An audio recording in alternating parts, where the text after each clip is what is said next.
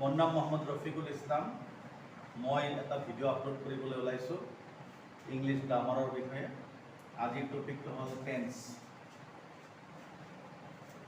আপোনালোকে দেখিছে মই টেন্স চেপ্টাৰটোৰ নাম টাইটেলটো মই হোৱাইট বৰ্ডত লিখিছোঁ। টেন্স বুলি কোৱাৰ লগে লগে আমি জানো সকলোৱে টেন্স মানে হ'ল কাল, অৰ্থাৎ ক্ৰিয়াৰ সময়কে কাল বুলি কোৱা হয়। ক্ৰিয়া বুলি কোৱাৰ লগে লগে ইংলিছত ভাৰ্ব বুলি কোৱা হয়। ভাৰ্ব মানে কি? যি পদে কোনো কাম কৰা বা হোৱা বুজায়।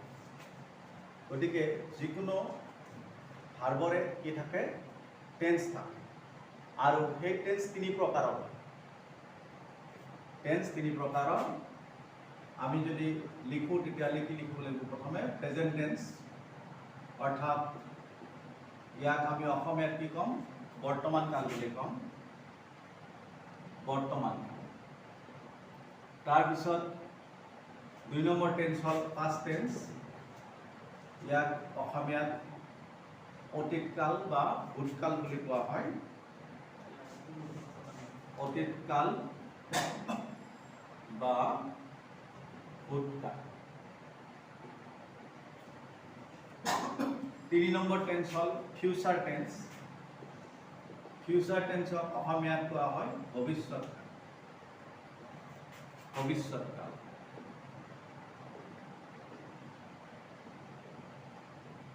ভৱিষ্যৎ কাল। এই তিনি প্ৰকাৰ টেন্সৰ বিষয়ে আমি জানিবলৈ হ'লে প্ৰত্যেকটো টেন্সৰ আকৌ ভাগবিলাক জানিব লাগিব।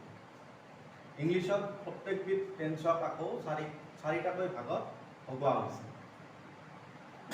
এই ভাগ চাৰিটা হ'ব ইনডিফিনিট বা চিম্পল টেন্স, কণ্টিনিউৱাছ বা প্ৰগ্ৰেছিভ টেন্স, পাৰফেক্ট টেন্স আৰু পাৰফেক্ট কণ্টিনিউৱাছ টেন্স। গতিকে এই টেন্সবিলাকৰ আগত যদি আমি প্ৰেজেণ্ট লিখি দিওঁ তেতিয়াহ'লে সেই ভাগকেইটা প্ৰেজেণ্ট টেন্সত হ'ব। আকৌ পাষ্ট লিখি দিলে ভাগকেইটা পাষ্ট টেন্সত হ'ব। ফিউচাৰ লিখি দিলে ভাগকেইটাৰ নাম ফিউচাৰ টেন্সত হৈ যাব। তাৰ আগতে আমি ক'ব বিচাৰিছোঁ প্ৰেজেণ্ট টেন্স বুলিলে আমি কি বুজি পাওঁ? প্ৰেজেণ্ট টেন্স বুলি কোৱাৰ লগে লগে আমি বুজি পাওঁ যে যিটো ক্ৰিয়াৰ কাম বৰ্তমানত হয়, বৰ্তমান সময়ত হয় বা চলি থাকে, তেনেকুৱা সকলো কথাই আমি প্ৰেজেণ্ট টেন্সত লিখোঁ। ঠিক তেনেকৈ পাষ্ট টেন্স বুলি কোৱাৰ লগে লগে আমি বুজি পাওঁ অতীতত বা আগতে যদি কোনো এটা কাম হৈ গৈছে বা কোনো এটা ঘটনা ঘটি গৈছে যিটো আৰু বৰ্তমানলৈ নাহে, তেনেকুৱা সকলো কাম আমি পাষ্ট টেন্সত প্ৰকাশ কৰিম। ফিউচাৰ টেন্স বুলি কোৱাৰ লগে লগে ভৱিষ্যৎ কাল বুলি কোৱা হয়। ভৱিষ্যৎ মানে আমি সকলোৱে জানো যিটো ঘটনা এতিয়া হৈ থকা নাই বা আগতে হোৱা নাই, যিটো কাম পিছলৈ হ'ব বা এনেকুৱা কোনো ঘটনা আহিব পাৰে যিটো পিছত ঘটিব, তেনেকুৱা সকলো কাম বা ঘটনা আমি ফিউচাৰ টেন্সত লিখোঁ। এতিয়া মই ইয়াতে এটা চেণ্টেন্স লিখিছোঁ প্ৰেজেণ্ট টেন্স বুজাবলৈ। আমি লিখিব পাৰোঁ এক্সাম্পল হিচাপে যে we go to school. We go to school every day. এই চেণ্টেন্সটোত আমি যদি কওঁ যে এই চেণ্টেন্সটো কি টেন্সত আছে, তেতিয়া নিশ্চয় আমি বুজি পাম যে এই চেণ্টেন্সটো প্ৰেজেণ্ট টেন্সত আছে। প্ৰেজেণ্ট টেন্সটো আমাক কিহে কয়? টেন্সৰ কথা সদায় ভাৰ্বে কয়। আৰু এই চেণ্টেন্সটোত ভাৰ্বটো হ'ল গো। কাৰণ ইংলিছত যিটো আমাৰ চিম্পল ষ্ট্ৰাকচাৰ বা বেছিক ষ্ট্ৰাকচাৰত চেণ্টেন্সবিলাক সদায় কি হিচাপে লিখা হয়? ছাবজেক্ট প্লাছ ভাৰ্ব হিচাপে লিখা হয়। ছাবজেক্ট প্লাছ ভাৰ্ব হিচাপে লিখা হয়। ভাৰ্বৰ পিছত আৰু আনুষংগিক অবজেক্ট থাকিব পাৰে বা অন্যান্য কিবা শব্দ থাকিব পাৰে, কিন্তু বেছিক ষ্ট্ৰাকচাৰ ছাবজেক্ট আৰু ভাৰ্ব। গতিকে আমি সকলোৱে জানো যে ইংলিছত ছাবজেক্টটোৰ পিছতে সদায় ভাৰ্বৰ স্থান থাকে। আৰু সেই ভাৰ্বে চেণ্টেন্সটোৰ টেন্সৰ কথা কয়, অৰ্থাৎ এইটো কি টেন্সৰ চেণ্টেন্স। যেনেকৈ ভাৰ্বৰ লিষ্টটো যদি আমি দেখিবলৈ পাওঁ তাতে তিনিটা থাকে, তিনিটা টেন্সৰ কথা থাকে, অৰ্থাৎ past present tense, past tense আৰু পাষ্ট পাৰ্টিচিপল ফৰ্ম থাকে। গতিকে ভাৰ্বৰ লিষ্টত গো ভাৰ্বটো প্ৰেজেণ্ট টেন্সত লিষ্টত আছে। আৰু সেইকাৰণে এই চেণ্টেন্সটোক আমি প্ৰেজেণ্ট টেন্সৰ চেণ্টেন্স বুলি কওঁ। আৰু সেইকাৰণে এটা চেণ্টেন্সক প্ৰেজেণ্টৰ পৰা যদি আমি পাষ্টলৈ নিব খোজোঁ তেতিয়াহ'লে কেৱল ভাৰ্বৰ ফৰ্মৰ চেঞ্জ কৰিলে হয়, বাকী বিশেষ পৰিৱৰ্তন কৰিবলগীয়া নহয়। যেনেদৰে এই চেণ্টেন্সটোকে যদি আমি পাষ্ট টেন্সত লিখিব বিচাৰোঁ তেতিয়াহ'লে আমি লিখিব লাগিব we went to school yesterday টাইমৰ অলপ আমি চেঞ্জ কৰি দিছোঁ আৰু ইয়াতে টেন্স টু পাষ্ট টেন্স হৈ গ'ল এই কাৰণেই যে গোৰ পাষ্ট টেন্স আমি went ইউজ কৰিলোঁ ভাৰ্বৰ লিষ্টত গোৰ পাষ্ট টেন্স went লিখা আছে সেই হিচাপে এই সেন্টেন্সটো পাষ্ট টেন্সৰ সেন্টেন্স প্ৰথম সেন্টেন্সটোৰ অৰ্থ হ'ব যে আমি প্ৰত্যেক দিন স্কুললৈ যাওঁ দ্বিতীয় সেন্টেন্সটোৰ অৰ্থ হ'ল যে আমি যোৱাকালি স্কুললৈ গৈছিলোঁ ঠিক তেনেদৰে আমি 3 নম্বৰ টেন্সৰ কথা যেতিয়া পাওঁ এইটো এটা সুকীয়া টেন্স ফিউচাৰ টেন্স আৰু এই ফিউচাৰ টেন্সত আমাৰ যেনেকৈ প্ৰেজেন্ট টেন্স আৰু পাষ্ট টেন্সৰ ভাৰ্ববিলাক পৰিৱৰ্তন হৈ থাকে কিন্তু ফিউচাৰ টেন্সৰ ভাৰ্বৰ পৰিৱৰ্তনটো অলপ বেলেগ ধৰণৰ হয় তাতে দুটা বস্তু বেলেগকৈ আহে সেই বস্তু দুটা হ'ল চেল আৰু উইল কাৰণ ভৱিষ্যতত যদি কোনো এটা কাম কৰিবলগীয়া বা হ'বলগীয়া হয় তাতে আমাৰ ভৱিষ্যত বুজোৱা শব্দ আহিব লাগে আৰু তেনেকুৱা ভৱিষ্যত বুজোৱা শব্দ হ'ল চেল আৰু উইল গতিকে ইয়াত যদি আমি ফিউচাৰ টেন্সত লিখোঁ তেতিয়াহ'লে আমি লিখিম উই চেল গো টু স্কুল আৰু ইয়াতে আমি টাইমাৰ চেঞ্জ কৰি কি লিখিলোঁ টুমৰো বুলি লিখিলোঁ কি লিখিলোঁ টুমৰ গতিকে নিশ্চয় বুজিবলৈ কোনো অসুবিধা হোৱা নাই যে আমি এটা ভাৰ্বেৰে তিনিটা টেন্সৰ তিনিটা সেন্টেন্স লিখিছোঁ আৰু তিনিটা সেন্টেন্সতে তিনিটা বেলেগ বেলেগ সময়ৰ উল্লেখ আছে কাৰণ প্ৰথম সেন্টেন্সটো কি আছে we go to school every day অৰ্থাৎ আমি প্ৰত্যেক দিন স্কুললৈ যাওঁ বৰ্তমান সময়ৰ কথা কোৱা হৈছে কামৰ কথা বৰ্তমান সময়ত কামটো হৈছে দ্বিতীয় সেন্টেন্সটোত উই ৱেন্ট টু স্কুল য়েষ্টাৰডে আমি যোৱাকালি স্কুললৈ গৈছিলোঁ ই অতীত বা পাৰ হৈ যোৱা সময়ৰ কথা উল্লেখ কৰিছে ঠিক তেনেদৰে 3 নম্বৰ সেন্টেন্সটোত আছে we shall go to school tomorrow আমি অহাকালি স্কুললৈ যাম ইয়াত ভৱিষ্যতৰ কথা কোৱা হৈছে এইদৰে আমি দেখিবলৈ পাওঁ যে একোটা ভাৰ্বক আমি তিনিটা বিভিন্ন ৰূপত ব্যৱহাৰ কৰি তিনিটা বেলেগ বেলেগ টেন্সৰ আমি আইডিয়া পালোঁ কিন্তু ইয়াতে টেন্সৰ শেষ নহয় টেন্সৰ আৰম্ভণিহে কাৰণ আমি টেন্স বুলি কোৱাৰ লগে লগে এই প্ৰধান তিনিটা টেন্সক আকৌ চাৰিটাকৈ ভাগত ভগোৱা হয় সেই ভাগকেইটা আমি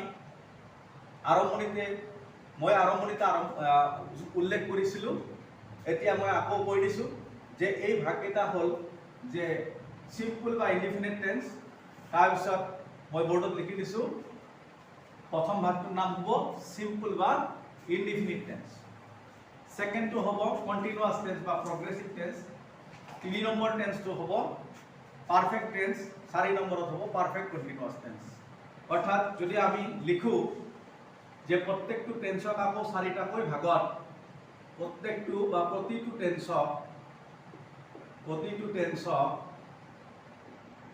আকৌ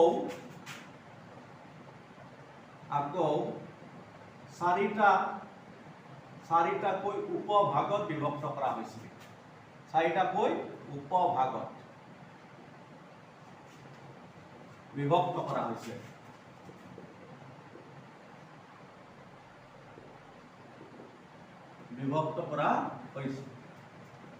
আৰু সেই মৰ্মে এই ভাগ চাৰিটা হ'ব number A indefinite or simple tense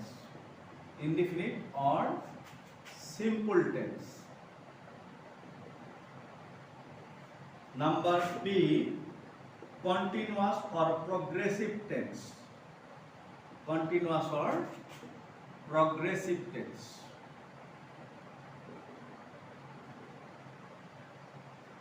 Number C, perfect tense. Number D, perfect continuous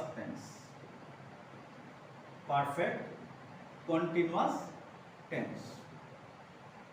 এতিয়া এইদৰে যদি আমি প্ৰত্যেকটো ভাগত চাৰিটাকৈ টেন্সৰ উপভাগ আছে বুলি ধৰি লওঁ তেতিয়াহ'লে আমি তিনি প্ৰকাৰৰ টেন্সৰ 12টা ভাগ পাই যাম কিমানটা ভাগ পাওঁ 12টা ভাগ পাওঁ আমি অৰ্থাৎ এই টেন্সৰ আগত যদি এই চাৰিটা টেন্সৰ আগত যদি আমি প্ৰেজেন্ট শব্দটো লগাই দিওঁ তেতিয়াহ'লে এইকেইটা প্ৰেজেন্ট টেন্সৰ ভাগ হ'ব আৰু এইকেইটা টেন্সৰ আগত যদি আমি পাষ্ট টেন্স লগাই দিওঁ তেতিয়াহ'লে সেই ভাগকেইটা পাষ্ট টেন্সৰ ভাগ হ'ব আকৌ এই টেন্স কেইটাৰ আগত যদি আমি ফিউচাৰ লিখি দিওঁ তেতিয়াহ'লে সেইটো ফিউচাৰ টেন্সৰ ভাগ হ'ব এতিয়া কথাটো হ'ল যে আমি 12 প্ৰকাৰ টেন্সৰ বিষয়ে জানিব লাগিব জানিলে আমি কি 12টা বেসিক স্ট্ৰাকচাৰ সেন্টেন্স লিখিবলৈ আমি শিকিব পাৰিম এতিয়া প্ৰেজেন্ট ইনডিফিনিট টেন্স বুলি কোৱাৰ লগে লগে আমি কি বুজি পাম অৰ্থাৎ আলোচনা কৰিম প্ৰেজেন্ট টেন্সৰ ভাগ অৰ্থাৎ প্ৰেজেন্ট টেন্সৰ ভাগ বুলি কোৱাৰ লগে লগে তাত কি আহিব simple present or present indefinite tense present continuous or present progressive tense present perfect tense আৰু প্ৰেজেন্ট পাৰফেক্ট কন্টিনিউয়াস টেন্স আৰু এই চাৰিটা বেলেগ বেলেগ সময়ত বেলেগ বেলেগ কাম প্ৰকাশ কৰিব এই টেন্সৰ দ্বাৰা গতিকে এনেদৰে যদি আমি টেন্সবিলাক ভাগ ভাগ কৰি শিকি লওঁ নিশ্চয় আমি ইংৰাজী যিখিনি বেসিক কথা সেইখিনি শিকাত আমাৰ বহুত সহজ হ'ব আৰু সেইকাৰণে মই লিখিছোঁ যে আমি প্ৰথমে আলোচনা কৰিম প্ৰেজেন্ট টেন্স অৰ্থাৎ প্ৰেজেন্ট টেন্স বুলি কোৱাৰ লগে লগে আমাৰ সকলোৰে এটা সম্যক ধাৰণা আছে যে প্ৰেজেন্ট টেন্স বুলি কোৱাৰ লগে লগে আমি কি ক'ম যে যি ক্ৰিয়াৰ কাম বৰ্তমান সময়ত হয় বা চলি থাকে তেনেকুৱা টেন্সক প্ৰেজেন্ট টেন্স বুলি কোৱা হয় ইয়াৰে প্ৰথম ভাগটো হ'ল simple present or present indefinite tense simple present or present indefinite tense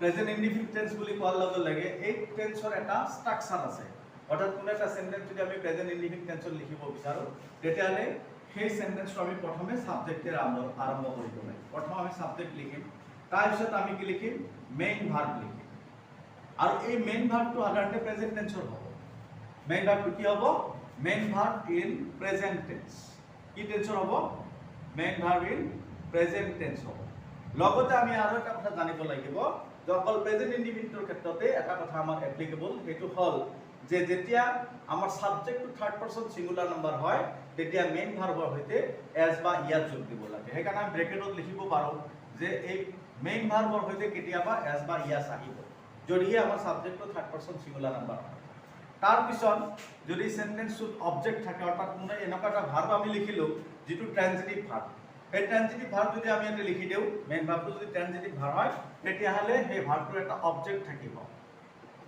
তাৰ পিছত আমাৰ অন্যান্য কিছুমান শব্দ থাকিব পাৰে সেইখিনিক আমি আদাৰ ওয়াৰ্ডস বা এক্সটেনশন বুলি লিখিব পাৰিম আমি যিমান দীঘলীয়া সেন্টেন্সে নহওক আমি এনেকৈ সিরিয়ালি লিখি যাম লিখি গলে সেই সেন্টেন্সটো কি হ'ব প্রেজেন্ট ইনডিফিনিট টেন্সত হ'ব প্রেজেন্ট ইনডিফিনিট টেন্স বুলি কোৱাৰ লগে লগে যে বৰ্তমান সদায় হোৱা যিবিলাক কাৰ্য সেই কাৰ্যসমূহ আমি কি টেন্সত লিখিম প্ৰেজেন্ট ইনডিফিনিট টেন্সত লিখিম যেনেকৈ আমি উদাহৰণস্বৰূপে প্ৰেজেন্ট টেন্সৰ যিটো সেন্টেন্স লিখিছিলো যে we go to school every day সেইটো আমি লিখিব পাৰোঁ we go to school every day এইটো এটা প্ৰেজেন্ট ইনডিফিনিট টেন্সৰ সেন্টেন্স কাৰণ ইয়াতে আমি দেখিছো ইয়াতে সাবজেক্ট উই আছে তাৰপিছত মেইন ভাৰ্বটো গো আছে কি আছে গো বাকিখিনি আমাৰ এক্সটেনশনত আছে আৰু দেখিলো সাবজেক্টটো উই হোৱাৰ কাৰণে ফাৰ্স্ট পাৰসনত আছে ফাৰ্স্ট পাৰসন থাকিলে ভাৰ্বৰ লগত এস বা ইএস নহয় কিন্তু যদি এবাৰ লিখো যে লৰাজনে প্ৰত্যেকদিন স্কুললৈ যায় বা লৰাজনে নিয়মিতভাৱে স্কুললৈ যায় আমি কি লিখিম দা বয় এবাৰ গো নিলিখি আমি কি লিখিম গোস লিখিম গোস টু স্কুল রেগুলারলি কি লিখিলো আমি দা বয় গোস টু স্কুল রেগুলারলি অর্থাৎ লৰাজনে নিয়মিতভাৱে স্কুললৈ যায় ইয়াতে দেখিলো গোৰ লগত কি আহিছে ইয়াস আহিছে তাৰ কাৰণ কি যে ইয়াৰে সাবজেক্ট হল দা বয় টু হল থাৰ্ড পাৰসন আৰু আমি ইংৰাজী গ্ৰামাৰ বা অসমীয়া গ্ৰামাৰ পঢ়িলে আমি জানো যে পাৰসন তিনি প্ৰকাৰ গ্ৰামাৰে সদায় পাৰসনৰ ভাগ কৰে তিনি প্ৰকাৰত ভাগ কৰিছে ফাৰ্স্ট পাৰসন সেকেন্ড পাৰসন আৰু কি থাৰ্ড পাৰসন ইয়াৰে আই আৰু উই হল কি ফাৰ্স্ট পাৰসন কি পাৰসন বুলি ক'ব ফাৰ্স্ট পাৰসন তাৰপিছত ইউ সিঙ্গুলাৰতো ইউ প্লুৰালতো ইউ লিখা হয় ইউ টু কি সেকেন্ড পাৰসন আৰু হি শি ইট একেটা প্ৰনাউনেৰে যিমান নাউন ৰেফাৰ কৰিব সব নাউনে কি থাৰ্ড পাৰসন অৰ্থাৎ থাৰ্ড পাৰসন এই প্ৰনাউন কেইটাৰে যিমান নাউন ৰেফাৰ কৰিব গোটেই হ'ব থাৰ্ড পাৰসন যেনেকৈ হি বুলি কোৱাৰ লগে লগে হিৰে যদি কয় দা বয়টো কি থাৰ্ড পাৰসন হিৰে যদি কোৱা হয় ৰাম হিৰে যদি কোৱা হয় যে নৰেন্দ্ৰ মোদী তেতিয়াহ'লে কি থাৰ্ড পাৰসন শিৰে যদি কোনোবা মানে ছোৱালীৰ নাম কোৱা হয় যেনে ৰীনা, গীতা, সীতা বা দ্য গাৰ্ল, তেতিয়াহ'লে থাৰ্ড পাৰ্চন। ঠিক ইটেৰে যদি কোৱা হয় যে the cow, the dog, the book, the pen, এইবিলাক কি হ'ব থাৰ্ড পাৰ্চন। আৰু এই পাৰ্চনবিলাকৰ কি আছে ছিংগুলাৰ আৰু প্লুৰেল ফৰ্ম আছে। গতিকে থাৰ্ড পাৰ্চনবিলাকৰ কি হ'ব ছিংগুলাৰো আছে প্লুৰেলো আছে। আমাৰ নিয়মটো এপ্লিকেবল যে যেতিয়া কোনো এটা সাবজেক্ট অর্থাৎ কোনো একটা সেন্টেন্স আমি প্রেজেন্ট ইনডিফিনিট টেন্সত লিখো বা সিম্পল প্রেজেন্টত লিখো আর তার সাবজেক্ট যেতিয়া থার্ড পার্সন সিঙ্গুলার নাম্বার হয় আর থার্ড পার্সন সিঙ্গুলার নাম্বার আমি কেনেকৈ বুজি পাম যে সাবজেক্টটো কি নহয় আই নহয়, উই নহয়, ইউ নহয়। এই তিনটা ওয়াৰ্ডৰ বাহিৰে যিমান ওয়াৰ্ড আছে যদি সাবজেক্ট হিচাপে ইউজ হয় সেইবিলাক থাৰ্ড পাৰ্সন হয়। লামসাম কথা কি আই, উই, ইউৰ বাহিৰে যিমান ওয়াৰ্ড আছে যদি সাবজেক্ট হিচাপে ইউজ হয় সেইবিলাকক থাৰ্ড পাৰ্চন বুলি কোৱা হ'ব। আৰু সেইবিলাক ছিংগুলাৰো হ'ব পাৰে প্লুৰেলো হ'ব পাৰে। কিন্তু প্ৰেজেন্ট ইনডিফিনিট টেন্সৰ নিয়মত আমি কি কৰিম যেতিয়া সাবজেক্টটো প্ৰেজেন্ট কি হ'ব থাৰ্ড পাৰ্চন হ'ব লগতে ছিংগুলাৰ নাম্বাৰ হ'ব তেতিয়া ভাৰ্বৰ লগত এছ বা ইয়াছ আমি যোগ দিব লাগিব। সেই সূত্ৰে the boy goes to school regularly. গতিকে এই টেন্সৰ যদি কোনো এটা বাক্য অৰ্থাৎ কোনো এটা সেন্টেন্স যদি এনেকৈ লিখা থাকে যে টেন্স কাৰেকশ্যন কৰিবলৈ দিয়ে যে দিছে এনেকৈ the man get up early in the morning regularly. সেন্টেন্সটোৰ দ্বাৰা আমি কি বুজি পাইছোঁ যে মানুহজনে নিয়মিতভাৱে ৰাতিপুৱা সোনকালে উঠে। নিয়মিতভাৱে ৰাতিপুৱা সোনকালে উঠে। গতিকে নিয়মিতভাৱে উঠে, গতিকে নিয়মিত যিটো কাম হয় সেইটো আমি প্ৰেজেন্ট ইনডিফিনিট টেন্সত লিখোঁ। এতিয়া আমি এইটো প্ৰেজেন্ট ইনডিফিনিট টেন্সত কাৰেকশ্যন কৰিম। কাৰেকশ্যন কৰিলে আমি জানো যে প্ৰেজেন্ট ইনডিফিনিট টেন্স মানে সাবজেক্টটোৰ পিছত ভাৰ্ব লাগিব। গতিকে দেখা গ'ল দ্য মেনটো সাবজেক্ট আৰু গেটটো কি ভাৰ্ব। ঠিকেই আছে, সাবজেক্ট আছে ভাৰ্ব আছে। তেতিয়া ইয়াক আমি কি কাৰেকশ্যন কৰিম কাৰেকশ্যনত আহিব যে এই গেট ভাৰ্বৰ লগত এছ বা ইয়াছ হয় নে নহয়। আৰু সেইটো আমি কেনেকৈ টেষ্ট কৰিম যে আমি এবাৰ সাবজেক্টটো চাম। সাবজেক্ট হ'ল দ্য মেন বুলি কোৱাৰ লগে এজন মানুহক বুজাইছে, নিৰ্দিষ্টকৈ বুজাইছে। গতিকে ই সিঙ্গুলাৰত আছে, যেতিয়া সিঙ্গুলাৰ থাকিব তেতিয়া ভাৰ্বৰ লগত কি দিব লাগিব এছ দিব লাগিব। গতিকে আমাৰ ষ্টুডেণ্টবিলাকে যেতিয়া the men get up early in the morning regularly এই সেন্টেন্সত যেতিয়া আমাৰ কি কৰিব টেন্স কাৰেকশ্যন কৰিব তেতিয়া the men gets up early in the morning regularly তেতিয়া ই কাৰেক্ট হৈ যাব। আজিৰ আলোচনা আমি এইখিনিতে সমাপ্ত কৰিছোঁ। পিছলৈ আমি এনেকুৱা নতুন নতুন ভিডিঅ' আপডেট দি থাকিম ইংলিছ গ্ৰামাৰ সম্পৰ্কে। গতিকে আশা কৰিছোঁ আপোনালোকে বুজি পাইছে। আৰু যদি কিবা অসুবিধা বা খোকোজা থাকে মোক আপোনালোকে কমেণ্টছ কৰি বা ভিউজ প্ৰকাশ কৰি জনাব পাৰিব। মই আপোনালোকৰ সেৱাত আপোনালোকৰ ছাৰ্ভিচত I will try my level best to answer all the questions related to English grammar. Thank you.